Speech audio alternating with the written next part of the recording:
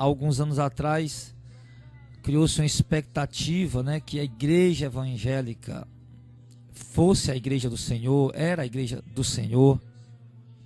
E na verdade, durante muitos anos, quando o evangelho chegou aqui no Ceará, ou no Brasil, perdão, quando o evangelho chegou aqui no Brasil, ele chegou de uma forma, em alguns casos, né, porque nem todos que trouxeram o evangelho aqui para o Brasil trouxeram o evangelho de uma forma pura, mas na maioria, quando o evangelho chegou aqui ao Brasil, ele chegou de uma forma pura, de uma forma fiel, de uma forma verdadeira, onde o propósito realmente era salvar vidas, libertar pessoas, alcançar vidas para o reino celestial.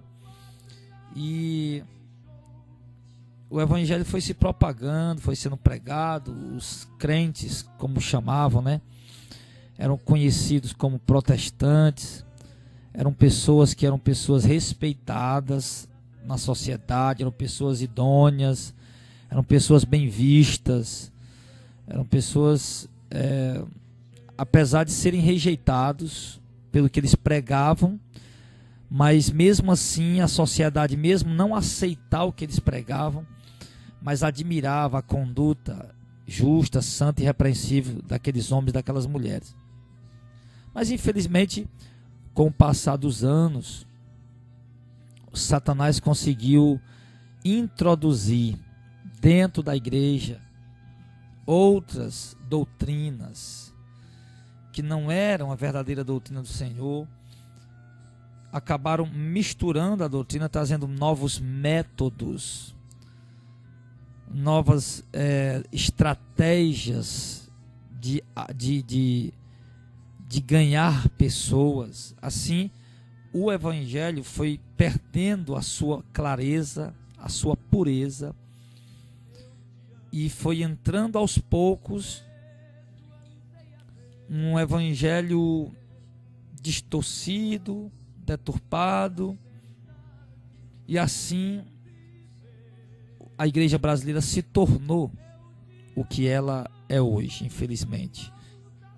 Uma igreja distante de Deus, uma igreja distante do evangelho, uma igreja afastada, realmente afastada da presença do Senhor.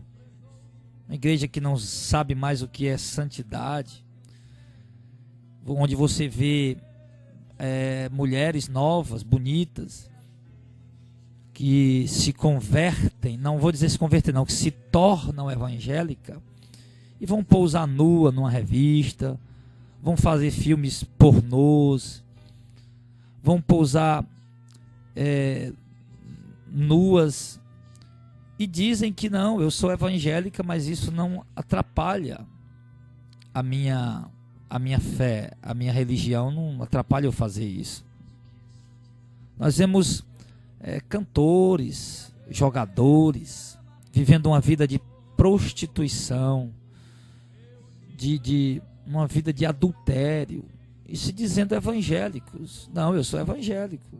E o cara toda semana, todo mês está com uma mulher diferente, né? A mulher casada, a mulher divorciada, a mulher solteira. O que eles querem mesmo é só um mêsinho com elas aí no motel. O camarada tem muito dinheiro.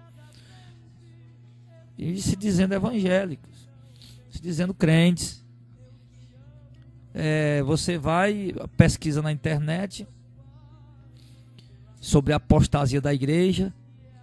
De repente você se depara com uma feira vendendo produtos eróticos gospel. Você vai se depara com outra cena, com outra situação, onde estão vendendo um filme pornô gospel.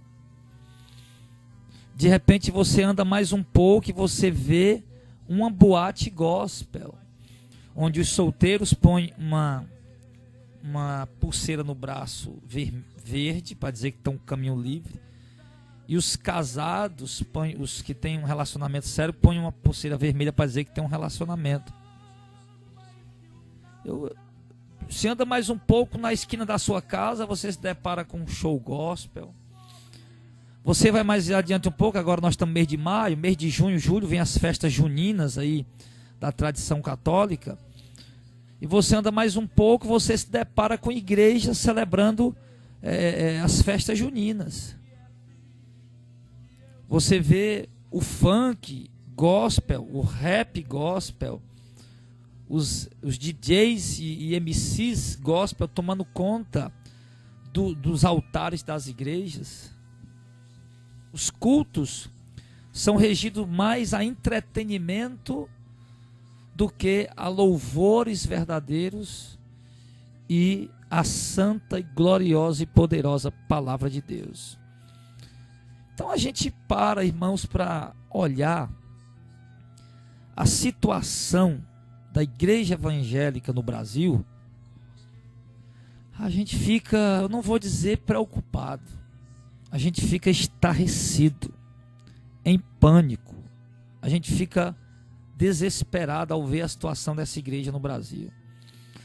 Eu digo, querido, se um dia a igreja evangélica brasileira foi a esperança de ser a noiva do Cordeiro, hoje a maior parte não passa de uma meretriz, de uma prostituta, de uma mulher que está numa esquina à procura de se vender, à procura de vender o seu corpo em busca de lucros. Nunca houve em toda a história da igreja aqui no Brasil tanto comércio como existe hoje. Você vai na igreja batista, comércio dos dons está lá. Você vai numa Assembleia de Deus, comércio dos dons está lá. Você vai numa presbiteriana, o comércio dos dons estão lá. Pessoas literalmente querendo se dar bem com o dom que receberam de Deus. Pessoas literalmente querendo obter lucros, angariar recursos para si, para seus propósitos vaidosos e egoístas, muitas vezes. Os argumentos são os mais diversos e convincentes, porém, sem respaldo bíblico. Os argumentos são os mais qualificados que você possa imaginar, mais bem argumentados. Os argumentos são os melhores melhor expressados da melhor forma expressados da melhor forma possível e convincentes, argumentos sedutores, mas sem o mínimo de respaldo bíblicos. Os respaldos são apenas baseados na cultura evangélica atual. É uma igreja contaminada pela cultura secular. É uma igreja contaminada pelos costumes secular. Se você olhar, você vai ver que a igreja não zela mais por santidade. As meninas, as moças, as jovens, até senhoras jovens da igreja, usam esse short que está na moda aí, o shortinho curto que está na moda, a sainha curta que está na moda. Alguns vivem nas academias para tornear suas pernas, aumentar os seus glúteos, definir suas barrigas. E depois vão usar roupas para mostrar, para exibir. Sim. Para exibir, para mostrar sua lascívia. Nós podemos observar, olhar e ver mulheres que outra hora estão na igreja, cantando, louvando, adorando, e que num final de semana estão com um biquíni e fio dental numa praia, bronzeando. Então, nós podemos ver, irmãos, que a igreja dessa geração, ela não tem o mínimo de discernimento que é santidade. Não acha que santidade não, vou botar meu biquíni fio dental, vou na praia bronzear, mas eu não bebo cerveja, eu não bebo uísque. Acham que santidade é isso. Eu não estou dizendo que é proibido você ir na praia, pelo amor de Deus, não entenda isso.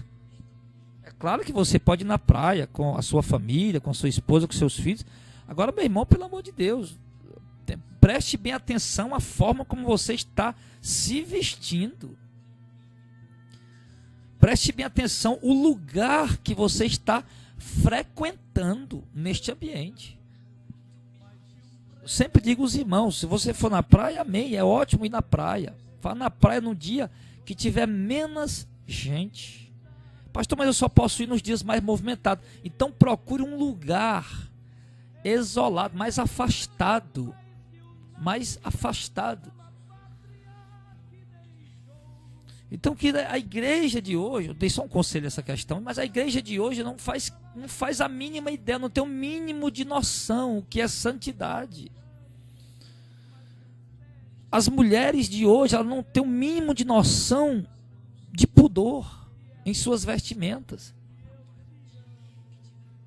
Então, amados, depois que esse evangelho triunfalista, pregado por muitas igrejas, depois desse evangelho sensacionalista, de conquistas e vitórias e de emoções, entrou no meio do povo de Deus, no meio da igreja, a igreja tem se corrompido, a igreja tem se desviado. Um velho presbítero da Assembleia de Deus, sabiamente, creio eu que pela revelação do Espírito Santo, ele chegou a profetizar, a dizer um dia, e o que ele estava dizendo falava pelo Espírito Santo, era uma profecia. Ele chegou a dizer: Satanás está entrando, vai entrar dentro das igrejas através do louvor. Meu irmão, e essa é a mais pura verdade. Você vê esse movimento gospel de músicas, eu não vou chamar isso de esse lixo de louvor, música, não passa de música e da pior qualidade. Não obstante os cantores e instrumentistas serem profissionais, mas música da pior qualidade, pior do que música rock, pior do que qualquer outro tipo de música, porque leva o nome de Deus, leva o nome de Jesus Cristo, o nome do santo e eterno Deus, que deveria ser honrado em todas as circunstâncias. Então você vê que a igreja hoje não não passa de... A igreja hoje não passa de um local para entretenimentos. A igreja hoje não passa de um movimento. Não, vamos para a igreja, olha, vai ter uma gincana. Aí, jovens, vamos para a igreja, vai ter uma gincana. Vai ser legal, vai ser legal. Aí tá lá 50, 100 jovens, 500 jovens numa gincana, brincando. E eles lá, olha, nós resgatamos esses jovens. Que resgataram de quê, meu irmão? Eles estão ali por causa do entretenimento. Para eles serem resgatados, eles precisam ouvir a mensagem do arrependimento, a mensagem da cruz, a genuína doutrina, a verdadeira mensagem do Evangelho de Cristo. Não venha me dizer que a igreja está resgatando jovens, que a igreja não está resgatando jovens. Não venha me dizer que a igreja está libertando pessoas, que a igreja não está libertando pessoas. As pessoas estão sendo trazidas para a igreja, atraídas para a igreja, não pela mensagem da cruz, nem pelo Evangelho de Cristo. Elas estão sendo trazidas para a igreja, atraídas para a igreja, tão somente por atrativos carnais, por atrativos mundanos, criados por homens, por mentes que não conhecem a Deus, por estratégias sensacionalistas. Então, querido, de fato, a situação do evangelho no Brasil é muito crítica, é muito crítica. Nós vemos aí a cada dia mais homens abrindo igreja e arrogando para si o título de pastores, quando na verdade a obra deles não é para o reino. Eles não apacentam ovelhas, eles não cuidam do rebanho, eles tão somente estão ali em busca de um crescimento pessoal, em busca de uma projeção pessoal, que é produto do seu egoísmo e da sua vaidade exacerbada. Isso, querido, me lembra o que o santo apóstolo Paulo, ele, quando estava se reunindo dos anciãos, né, dos líderes da igreja de Éfeso, Paulo, ele reúne os líderes da igreja de Éfeso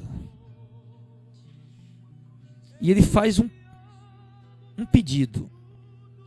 Ele diz no verso 28 do capítulo 20: olhem por vós e por todo o rebanho, sobre o que o Espírito Santo vos constituiu bispo, para apresentardes à igreja de Deus que ele resgatou com seu próprio sangue. Primeiro, Paulo ele pede aos presbíteros primeiro para olhar por eles, para que eles permaneçam íntegros, idôneos, fiéis à doutrina, fiéis à palavra e dentro da vontade de Deus. Paulo pede isso para eles primeiro. Olhem para vocês, ou seja, firmem-se na palavra, permaneçam fiéis, não se afastem do evangelho que vocês aprenderam, do evangelho que eu preguei, Paulo diz, o evangelho que eu ensinei, ou seja, o evangelho dos apóstolos, o evangelho de Cristo, o evangelho verdadeiro. Não saiam do evangelho, permaneçam no evangelho, olhem por vocês, sejam firmes na doutrina, não retrocedam na sua firmeza quanto à verdade, percam amigos, percam a simpatia do povo, sejam perseguidos, mas não abram mão de serem fiéis a Deus e à sua doutrina. Era isso que Paulo estava dizendo aos anciãos da igreja de Éfeso, aos líderes da igreja de Éfeso. Então, como Paulo diz, olhem por vós e por todo o rebanho, sobre o qual o Espírito Santo vos constituiu bispo, para apacentar a igreja de Deus, que ele resgatou com o seu próprio sangue. Então, Paulo está dizendo, olhem por vocês, permaneçam primeiro vocês, permaneçam na doutrina, sejam fiéis, íntegros, idôneos, firmes na palavra de Cristo.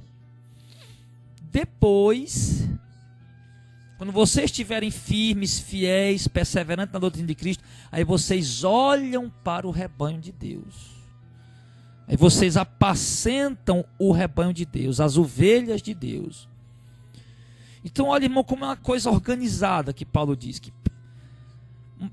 Porque primeiro, os líderes têm que primeiro olhar para si, se firmarem, terem cuidado de permanecerem firmes dentro da palavra do Senhor. E depois, eles têm que passar essa firmeza, essa doutrina, esta palavra para o rebanho. O que Paulo quer dizer com isso? Paulo quer dizer, olha, se vocês não tiverem firmes, se vocês não perseverarem na doutrina, se vocês não olharem para si e forem fiéis à doutrina, não adianta vocês apacentar o rebanho. Eu lembro até do que Paulo disse a Tito, no capítulo 1, quando ele fala ali sobre a qualificação dos pastores, que Paulo mandou que Tito constituísse pastores, né? O presbítero, os ancião, porque pastor, presbítero e ancião é a mesma função. É aquele que dirige, apacenta uma igreja local.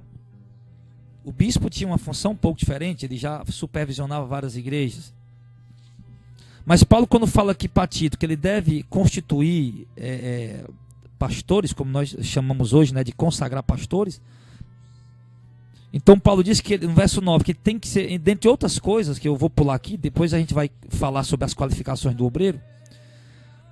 No verso 9 ele diz, retenham firme, eles têm que reter firme a fiel palavra, ou seja, Tito, você vai constituir pastores nas igrejas, mas tem que ser homens que retenham firme a fiel palavra.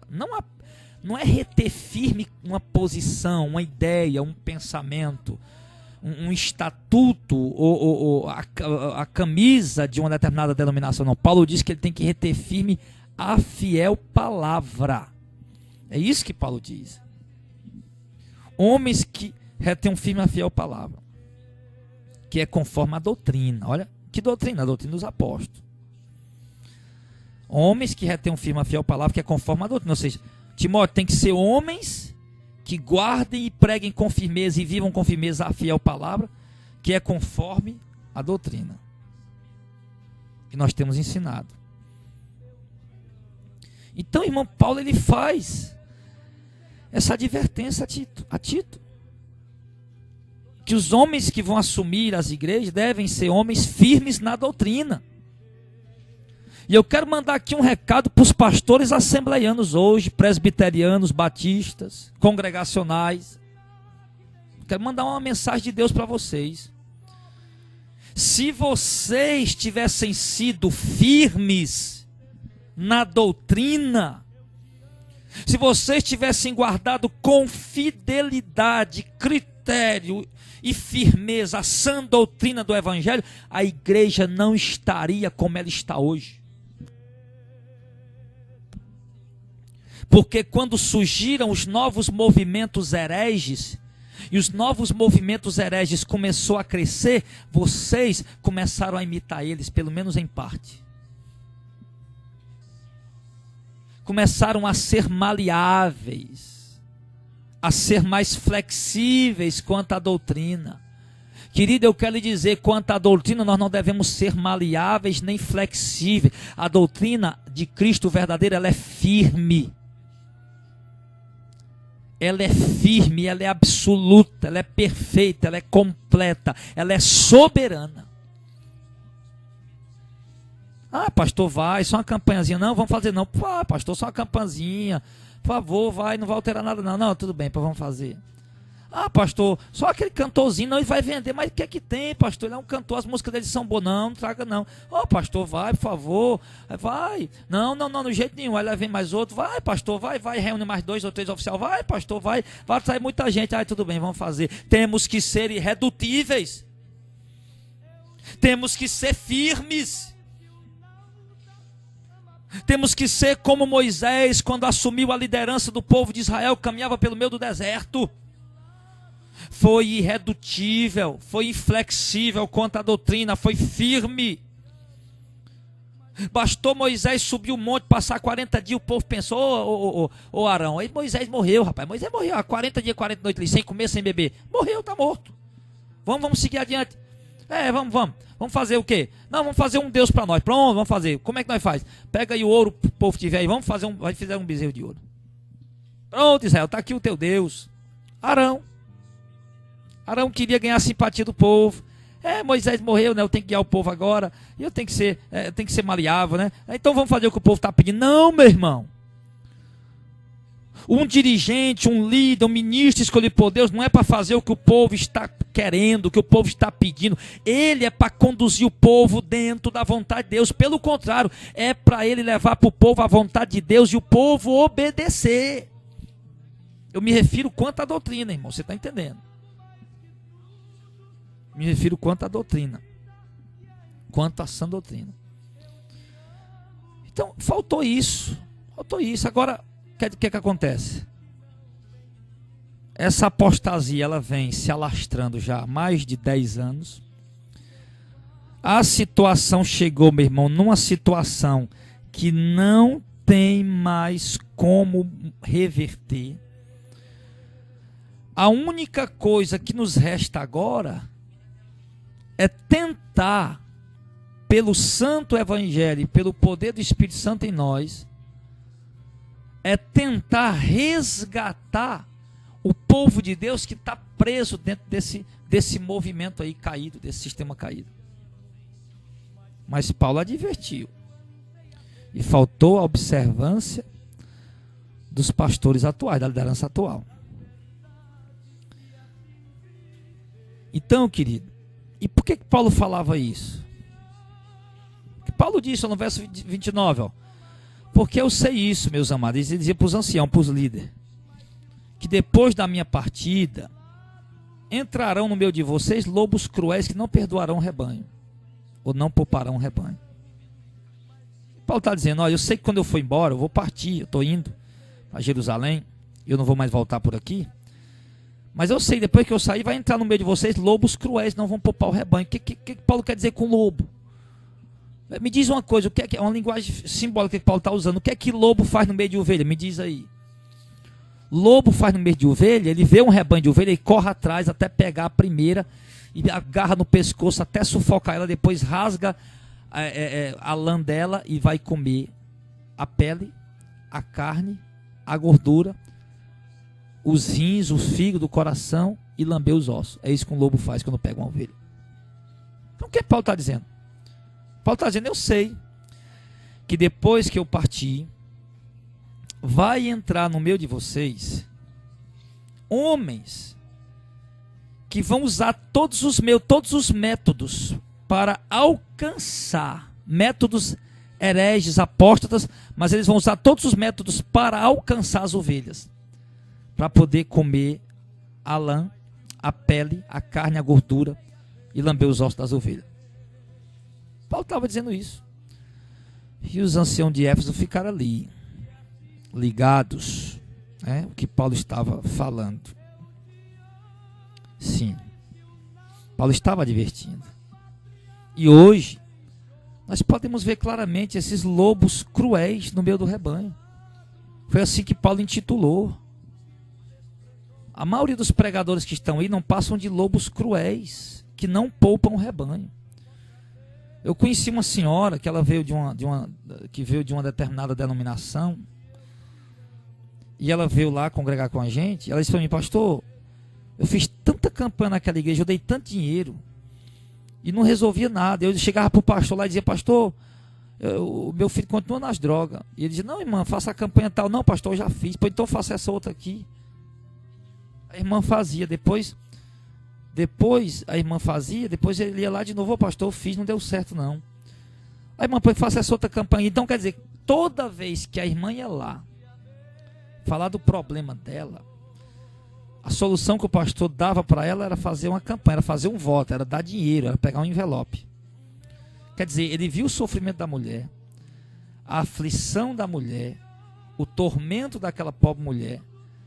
Ele não se compadecia, pelo contrário, ele aproveitava daquela situação para tirar o dinheiro dela. Ele se aproveitava do sofrimento dela, da fragilidade dela, para tirar, para explorar ela psicologicamente. E fazia ela crer que se ela fizesse tal campanha, pegasse tal envelope, desse tanto de oferta, ou fizesse tanto de voto, ela receberia a sua vitória. E o que é que aconteceu? Esta mulher veio aqui, nos visitou, me contou isso, e hoje continua lá, na mesma igreja, sendo explorada do mesmo jeito, sendo enganada do mesmo jeito. Então, quer dizer, ele diz que esses pastores são lobos cruéis. Eles não têm o mínimo de compaixão, de misericórdia do rebanho. E o rebanho é um rebanho cego. Alguns que mesmo após ouvirem a verdade, continuam presos às heresias, a esses lobos. Deus levanta a verdade, envia a verdade para libertar vocês desse engano. E vocês ouvem a verdade para as cadeias se quebrarem, todavia vocês continuam presos ao mesmo sistema, ao mesmo movimento. Deus está dando a oportunidade a vocês, através do santo e verdadeiro evangelho, de vocês serem livres, libertos da verdade, resgatados pela verdade, resgatados da mão desses lobos, libertos da mão desses lobos. E vocês têm desprezado isso. Vocês têm ignorado isso. Mas Paulo disse, que depois que ele partisse e entrar no meio do povo, lobos cruéis não iam poupar o rebanho. Nós estamos vendo isso hoje. Nós estamos vendo isso hoje. O povo passa muito problema, muita dificuldade. E a solução que os líderes dão é o quê? Envelopes, campanhas, votos. A solução que os líderes atuais oferecem para eles é isso. Então, o apóstolo Paulo, ele mostrou a respeito disso. E ele continua dizendo no verso 30 do capítulo 20 de Atos, e que dentre vocês mesmos, agora ele já fala aqui no meio da igreja mesmo, dentre vocês mesmos aí, ó, de vocês, os líderes, vai se levantar homens que falarão coisas perversas, ou seja, que distorcerão o evangelho, para atrair os discípulos após si. Você entendeu o que o texto diz? Olha o que Paulo está dizendo no verso 30. Do meio de vocês mesmos, líderes, vai se levantar homens que vão distorcer o evangelho para fazer os discípulos se tornarem seus seguidores e não mais de Cristo. Filho, parece que Paulo estava pintando um retrato da igreja do Brasil. A igreja do Brasil hoje é discípulo da Assembleia de Deus. Os crentes do Brasil hoje são discípulos da Batista, são discípulos da Presbiteriana, são discípulos da Mundial, são discípulos da Universal, mas não são discípulos de Cristo. Não são discípulos de Cristo. Homens que falam coisas perversas, que atraem os discípulos para serem seus seguidores e não mais seguidores de Cristo. Então essa é a situação. E a gente tenta pregar essa verdade, tirar isso da mente do povo, e o povo não aceita. Estão presos, a mente presa. É como diz 2 Coríntios 4:4, que o Deus desse século, o diabo, cegou o entendimento dos incrédulos, para que não lhes resplandeça a luz do evangelho da glória de Cristo. Ou seja, não cegou os olhos, ele cegou o entendimento. As pessoas não conseguem entender, elas estão com o entendimento cego. Não conseguem ver, não conseguem enxergar. Então, queridos, é isso. É exatamente isso. E isso, amado, é uma situação preocupante, porque Paulo diz que eles iam distorcer a palavra para fazer os discípulos se tornarem seus seguidores e não mais de Cristo. Eu quero lhe dizer com um pesar no meu coração, querido, que a igreja evangélica brasileira, quase na sua totalidade, não são discípulos de Cristo. Não são discípulos de Cristo. Eles seguem após os homens. Eles seguem doutrinas humanas. Doutrinas de homens. Ensinadas por homens, que são preceitos de homens. Que são geradas, criadas por homens, e não a palavra de Deus. É como o Senhor Jesus disse, a profecia de Isaías, Jesus recitou para os judeus: este povo me honra com seus lábios, mas o coração está longe de mim, ensinando doutrina que são preceitos de homens. Ou seja, embora o povo me honre com os lábios, o Senhor está dizendo, mas o coração deles está longe de mim, porque a doutrina que eles vivem, que eles praticam, não é a minha doutrina, são doutrinas que foram criadas por homens. Embora exista muitos movimentos e a igreja tem uma aparência de uma igreja viva, mas não passa como a igreja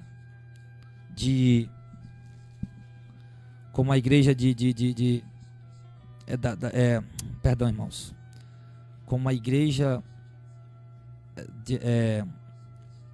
das cartas do Apocalipse, é isso que eu quero dizer, como as igrejas da Ásia Menor, é isso que eu quero dizer. Não é apenas uma igreja que tem fama de que está vivo, mas está morta. É a igreja de Sardes. Então não passa como a igreja de Sardes, uma igreja que tem fama que está viva, mas está morto.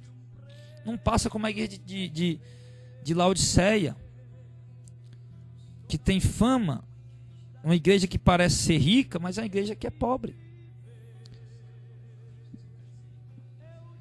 Então a igreja brasileira hoje tem apenas essa aparência, fama de que está viva, mas está morta. Aparenta que é uma igreja que está rica, mas é pobre, cega, nu, miserável.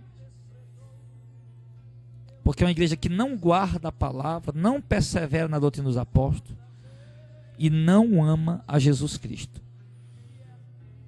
Um povo que chora na hora das músicas, mas um povo que chora na hora das músicas, porque as músicas cantadas nos púlpitos massageiam o seu ego, e elas estão passando problemas, e as músicas trazem promessa de conquistas terrenas, de vitórias terrenas, que vai se transformar em sabor de mel, que ele vai estar no palco, outro vai estar na plateia, que ele perseguiu, que ele vai estar surgindo um novo vencedor, que ele vai crescer, vai ficar rico, vai ficar famoso, vai vender muito CD e tal. Então choram, não é por amor a Deus no momento daquela música, porque a música não está adorando a Deus, mas choram porque estão passando problemas. E as músicas trabalham exatamente o psicológico dessas pessoas e massageiam o ego delas, E ali ela chora e acha que estão na presença de Deus, e não é. Se fosse um choro produzido por um louvor de adoração verdadeiro, então eu diria que realmente você estaria chorando pela emoção de estar na presença de Deus, mas não é. Então, meus irmãos, então Paulo, ele advertiu os anciãos de Éfeso a respeito disso. E ele diz no verso 31, portanto vigiem, lembrando-se que durante 3 anos eu não cessei noite e dia de admoestar com lágrimas a cada um de vocês. Então Paulo disse, olha, durante 3 anos eu chorei, admoestei vocês chorando, para que vocês tenham cuidado e permaneçam na doutrina. Então, queridos, que nós possamos voltar, amados, que nós possamos voltar a ter zelo pela sã doutrina, a ter zelo pela verdade do Evangelho. Não vá mais para show gospel, não injete mais o seu dinheiro nesse mercado evangélico gospel que está aí, não injete mais, não faça mais campanha, não pegue mais envelopes ungidos nas igrejas, não pegue mais envelope de ouro, de prata nem de bronze, não dê mais dízimo por obrigação. Você quer dar 10%? Amém, dê. Mas não dê por obrigação, não dê com medo do devorador, não dê esperando 100 vezes mais. Dê, como a palavra de Deus ensina, não chame, dê 10%. Você quer dar 10%? Dê, amém, glória a Deus. Mas não chame de dízimo, chame de oferta de amor, oferta voluntária. Dê com alegria, dê com amor, dê com prazer. E outra coisa, não dê mais dinheiro nessas igrejas hereges, nessas igrejas apóstatas, porque você está dando força a eles para eles continuar disseminando o veneno deles. Não pegue mais carnê. Se você tem algum carnê de alguma igreja dessa aí, meu irmão, rasga e joga no fogo. Não, pastor, tinha um propósito, eu tenho que pagar. Você tem que pagar coisa nenhuma, você já jogou muito dinheiro fora, já deu muito dinheiro pro diabo. Porque antigamente eu dava dinheiro pro diabo quando eu bebia e fumava, e agora você continua dando dinheiro pro diabo, dando dinheiro para essas ofertas aí. Não mudou nada. Aliás, você continua dando dinheiro pro diabo, dando dinheiro para essas igrejas aí, herege. Está dando dinheiro pro diabo, do mesmo jeito. Eu acho até que quando você dava dinheiro pro diabo, dando para bebida e pro fumo, era menos prejudicial do que o dinheiro que você está dando pro diabo agora, para esse falso profeta, porque o trabalho deles é muito pior do que a bebida, do que o fumo. Porque a bebida e o fumo, meu irmão, adoece a carne. E a pregação desses homens adoece a alma. A bebida e o fumo mata a carne, mas a pregação desses homens mata a alma. A bebida e o fumo leva o corpo ao pó, mas a pregação desses homens leva a alma para o inferno. Então é muito pior. Então, meu irmão, sabe, você não tem mais que estar fazendo negócio de voto. Aí eu vou fazer, o pastor mandou fazer um voto A, voto B, voto C, pega envelope. Você não tem mais que pegar amuleto, não pegue mais amuleto evangélico. Se você tem rosa ungida, medalha ungida, água ungida, sal, pão, salmo da Santíssima Proteção, lenço, medalha, sei lá o que for que você tem dentro da sua casa de idolatria ou católica evangélica, pega e joga no fogo. Pega e joga no fogo. Tudo isso está trazendo maldição para a tua casa, é idolatria, é coisa maldita. Deus, irmão, ele não para lhe abençoar, para fazer um milagre na sua vida, ele não precisa de uma rosa, ele não precisa de uma água, ele não precisa de uma medalha, de um lenço. Deus, é soberano. Ore, peça, busca e ele vai fazer. Desde que tenha da vontade dele, é claro. A Bíblia diz que o que nós pedimos, sendo da vontade dele, ele vai fazer. Então, meu irmão, sabe, faz uma limpeza aí. Faz uma limpeza. Faz uma reforma aí hoje. A igreja, Deus tem levantado homens já há alguns anos para trabalhar em prol de uma reforma. Inclusive, nós temos uma pregação no YouTube e uns folhetos que a gente distribuiu no tempo da reforma, 31 de outubro, que eles fazem as festas. E o folhete dizia uma reforma urgente. Porque enquanto eles falam que estão comemorando a reforma, nós vou querer dizer para você que nós não temos que comemorar coisa nenhuma. Nós temos é que cuidar em fazer uma reforma. É isso que o folhete que a gente distribuiu diz. Então, irmão, então vamos começar essa reforma por nós. Você não está cansado não de ver a situação da igreja evangélica no Brasil? Você não está cansado não de ver tanto sensacionalismo, tanta exploração, tanta enganação, tanta heresia? Então começa essa reforma por ti mesmo, irmão. Comece logo saindo dessas igrejas apóstatas, hereges. Pastor, mas eu vou congregar onde? Filho, se você não encontrar uma igreja na sua cidade que prega a verdade, e se você encontrar uma igreja na sua cidade que prega a verdade, vale a pena você pegar 2 ônibus, 3 ônibus, viajar 10, 20 quilômetros, pelo menos uma vez por semana para congregar lá. Ir a pé, ir de trem, de bicicleta, de jumenta, cavalo, de jegue, de mula, sei lá de que for. De skate, de patins, ele dá um jeito para ir. Vai correndo, vai a pé. Mas vale a pena ir pelo menos uma vez por semana. Mas se você não encontra uma igreja na sua cidade que pregue este verdadeiro evangelho do reino, então, meu filho, saia. Fique em casa, reúna a sua família, faça programa aí 2 ou 3 dias na semana, faça um culto doméstico, igual o culto na igreja, canta um louvor, canta louvores, lê um salmo, lê uma passagem bíblica, fazem orações, faz um pequeno estudo da palavra de Deus. Se você não tem o dom de estudar a palavra de Deus, de expor as escrituras sagradas, entra no nosso canal, no canal de outro pregador que você sabe que é um pregador da verdade, e pronto, faz o culto, não, igual a irmã Marie faz. A irmã Marie reúne o povo lá no Rio de Janeiro, ela canta os louvores, ela faz as orações, ela lê um texto da Bíblia, na hora da pregação, ela faz, sabe o quê? Ela coloca uma pregação nossa. Ontem, um obreiro passou ali e entregou um CD a um pastor de um determinado bairro aqui em Fortaleza. E o pastor ouviu o CD, e ontem foi culto de doutrina lá na igreja do pastor. E sabe o que foi que o pastor passou para o povo lá de doutrina? A pregação, passou o CD. O CD, a pregação do dízimo.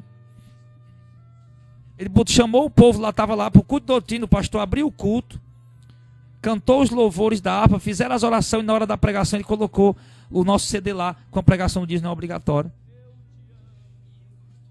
Então, meu irmão, se você não tem aí na sua cidade um lugar para congregar, então se reúne em casa, faça isso, meu irmão.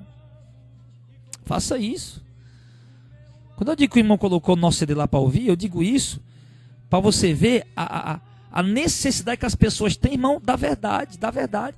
As pessoas ficam tão impactadas com essa palavra fiel e verdadeira, pelo poder do Espírito Santo, para a glória de Deus, que eles querem ouvir essa palavra. Estão clamando com sede e com fome nessa palavra. Então compensa muito mais você congregar em casa do que você congregar nessas igrejas. Pastor, mas a Bíblia não diz, Hebreus 10, 25, nós temos que congregar? Tem que congregar, mas congregar na igreja de Cristo. Não é congregar na macumba, na umbanda, no espiritismo, no catolicismo, ou nas heresias, não. É congregar com o povo de Deus, com a igreja de Cristo. E congregar não é... Tem gente que acha que a congregação é o prédio. A congregação não é o prédio, a congregação é o ajuntamento do povo de Deus. É bom ter um lugar para congregar, um templo, um prédio, que a gente chama de templo, né? Não é o templo, entenda? Aquele prédio não é o templo do Espírito Santo somos nós. É um lugar onde a igreja congrega, é bom ter. A gente tem, pode fazer ali um tanque batismal, a gente pode fazer ali refeitórios para fazer confraternizações para a igreja. Fica mais à vontade para poder fazer os trabalhos. Mas se não tem, congrega na sala de casa, na garagem de casa, no banco da praça, embaixo de um pé de pau. A congregação, irmão, somos nós reunidos. Somos nós juntos. Então, irmãos, essa reforma, ela precisa começar por você e em você. Primeiro, a reforma precisa começar na sua vida. Depois, a reforma vai ser feita por intermédio de você. Primeiro, Deus vai reformar você e depois lhe usar para também fazer a reforma em outras pessoas. Então, nós precisamos guardar esta palavra. Precisamos atentar bem para essas coisas que o Espírito Santo de Deus tem revelado para nós. Porque eu lhe digo, queridos, que Deus tem falado fortemente pelo seu Santo Espírito. Quem tem ouvido para ouvir, tem ouvido e tem compreendido. E eu peço a vocês em nome de Jesus, amados, como disse o apóstolo Pedro, eis que o fim de todas as coisas está próximo. Portanto, vigiem, sejam sóbrios, não se desviem para a direita nem para a esquerda. Não se desvie nem para a direita nem para a esquerda. Suporte todas as aflições que você está vivendo, porque o fim de todas as coisas está próximo, meu irmão. Um pouquinho mais, como disse o apóstolo Paulo, um pouquinho mais só, e o que há de vir virá e não tardará. Então aguenta aí, suporta. Mas acima de tudo, meus irmãos, conselho de 1 Pedro capítulo 4, verso 8, acima de tudo tenham ardente amor uns para com os outros, porque o amor cobrirá a multidão de pecados. Sejam hospitaleiros uns para com os outros, sem murmurar. E cada um administre aos outros o dom como recebeu, verso 10. Como bons despenseiros da multiforme graça de Deus. Se alguém fala, fale segundo as palavras de Deus. Se alguém administra, administre segundo o poder que Deus dá. Para que em tudo Deus seja glorificado por Jesus Cristo, a quem pertence a glória e o poder para todos sempre. Amém. Amados, não estranhe a ardente prova que vem sobre vós para vos tentar, como se alguma coisa estranha estivesse acontecendo a vocês. Mas se alegrem no fato de vocês serem participantes das aflições de Cristo, para que também na revelação da sua glória vocês possam se regozijar e se alegrar com Ele. Se pelo nome de Cristo vocês estão sendo envergonhados, bem-aventurados são vocês, meus amados. Verso 14. Porque é sinal que sobre vós repousa o Espírito da glória de Deus. Mas que nenhum de vocês padeça como um homicida, ou como um ladrão, ou como um malfeitor, ou como quem se intromete nos negócios dos outros. Mas se vocês padecerem como cristãos, não se envergonhem. Antes glorifique a Deus nessa parte. Porque já é o tempo de começar o julgamento pela casa de Deus. E se primeiro começa por nós, qual será o fim daqueles que são desobedientes ao Evangelho de Deus?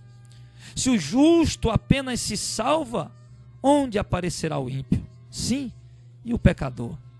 Portanto, também aos que padecem segundo a vontade de Deus, encomendem a Ele a sua alma, como ao fiel Criador, fazendo o bem. Amém. Então, meus amados, guarde essa palavra no coração de vocês. Guarde esses ensinamentos no coração de vocês. Um dia vocês vão saber, vocês que creem, vocês que não creem. Um dia vocês vão saber que essas palavras não eram minhas. Que essas palavras não eram desse simples pregador, desse simples homem. Um dia vocês vão saber que era o próprio Espírito de Jesus Cristo quem falava com vocês. Eu espero, meu irmão, com toda a sinceridade, que vocês obedeçam, que vocês abram seus olhos e que nós, todos nós, independente se você é um leigo, se você é um acadêmico, independente se você é uma pessoa de letra ou não, todos nós, a quem Deus tem aberto o entendimento para compreender essa verdade, vamos ser zelosos de boas obras. Vamos dar testemunho da santidade de Deus com nossas vidas. Vamos dar testemunhos da palavra de Deus com nossa conduta. O Evangelho está sendo blasfemado.